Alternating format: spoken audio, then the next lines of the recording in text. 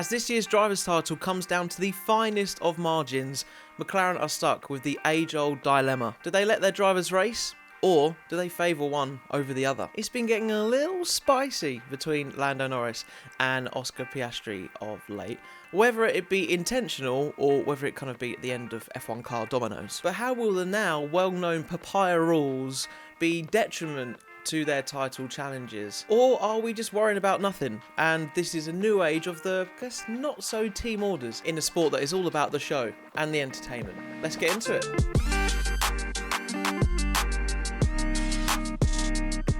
Well, it's no secret whatsoever that this has been coming for quite a while, but the two McLarens of Lando and Oscar have, for the most part, had the superior car for 2025 and have each had their ups and downs in the season so far. And although I feel like this season of F1 is less predictable than others in the past, the one thing we could have predicted though is McLaren's Papaya rules was going to be pushed to the limits once again, and it's being tested the closer and closer that we get to the climax of this 2025 F1 season. Lando kicked off the season with a close but impressive win down under, but ever since it's been a tussle between the two, ebbing and flowing. Oscar bouncing back in China, Bahrain, Saudi and Miami, and then Lando clawing back in Monaco, Austria, his home race in the UK with his Lando stand now fully in operation and supporting him right around the track. And you can't forget Hungary too, of which there has been an infamous battle between the two of them in the past. More on that in a moment. But there's been the inclusion of Super Max Verstappen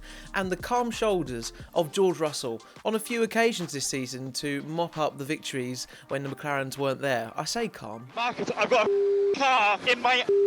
Okay, the car much quicker than ours. Maybe sometimes. Here we are though, getting to the end game of a season, and they are neck and neck. The infamous Papaya rules are giving some great racing and opportunities, but they are risking it all. I feel like you could see the jitters of this beginning way before 2025 even started at the Hungarian Grand Prix in 2024, when Lando was told to pit to cover off the Ferraris for a better pit strategy, but he wasn't in the lead of the race, and in doing so actually hampered Oscar, who was in first place, had the net lead, and lost out in that pit strategy because of how that all unfolded. What followed in that race was, I guess you could call, remainder of coaxing of Lando to swap back for Oscar, because that wasn't really what the team intended at the time. And you have to say, the frustrations or criticism or discussion around Papaya rules or with McLaren is kind of been at the own creation of what the team have been doing with their race strategy, or how they sort of play it out and approach these kind of situations. If we fast forward back to 2025, being able to go racing freely has been, you could say, I guess, good in the spirit of racing, but with incidents in Canada and in Austin more recently as well, have thrown a bit of a spanner in the works, as kind of stemmed this whole debate and discussion once again back into the limelight, especially in a season where you have Russell and Verstappen there to capitalise on this lack of pace or the opportunities where they aren't at the front of the field. The McLaren just maybe hasn't turned up that day on a couple of occasions in 2025. And here we are after Mexico at the time of recording this, and Lando is somehow, with Oscar being in the lead for quite a few races now, 1 point ahead of his teammate with a few races to go in the season. And I don't think anyone could have seen that coming, really, kind of at the point of where we are right now. And naturally, you know, hindsight's a wonderful thing, but you look back at some of the previous races in this season, and it could have been very different in Italy and Singapore if you'd had a different approach to the Papaya rules, the team orders, whatever you want to call them, to securing a driver's title. You could have swapped Lando and Oscar around to maintain that momentum in both of those races, particularly Singapore, where they were really close and not right at the top of the field. They were fighting for the lower places in the midfield. And then the frustrations, of course, in Canada and Austin, maybe not purposefully, of course. You could definitely not say that. In Austin, it was a bit of a domino effect for Hülkenberg, who was involved in that too at turn 1 in the sprint race. Thank God it wasn't the main Grand Prix where more points were on offer. But in Canada, a complete lack of judgment from Lando, which he did hold his hands up for. But would that situation have even arisen or been a thing had Papaya rules been in place? Maybe a little bit of instruction just to kind of hold off a bit.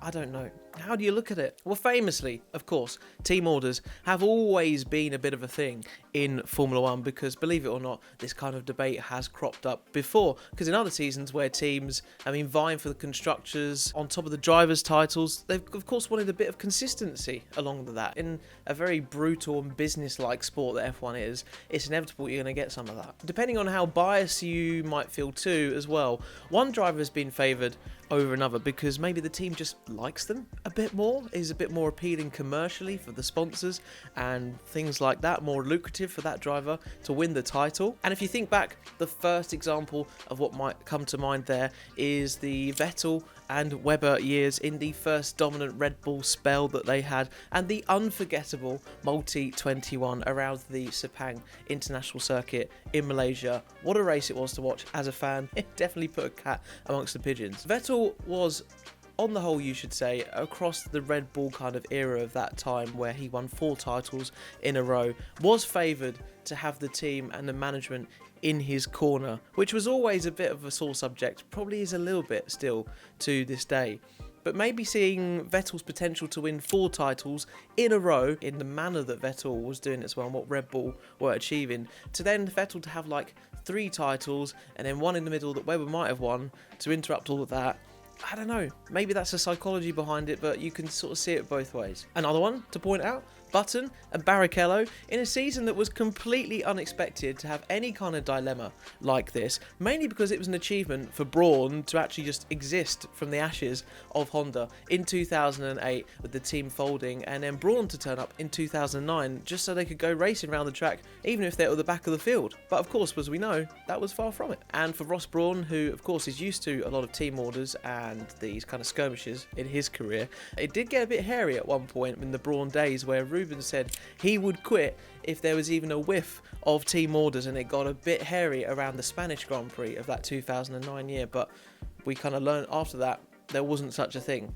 But you could sort of see it from a fan's perspective as well. Well, and then once again, we have Barrichello, who previously had experience of all of this, getting caught up in one of the greatest of all time, Michael Schumacher's title-winning years, and who can forget the swapping of the cars in Austria in 2002. So bad it actually led to an eventual ban in team orders, which I guess, of course, many people may still feel like it was still a rule in F1, but is not a rule anymore. It's no longer banned. It became a bit complex to actually install and instill like mid-race when all of these kind of thoughts were going on around team principals, heads and management, etc. So when you think about all this, and bring it back to 2025 once again, this is unquestionably McLaren's best chance at a driver's world title since 2008, since Lewis Hamilton claimed his very first one. And many people would agree it is very much theirs to lose. Throughout this season, there's been a lot of talk and analysis that we might end up in a position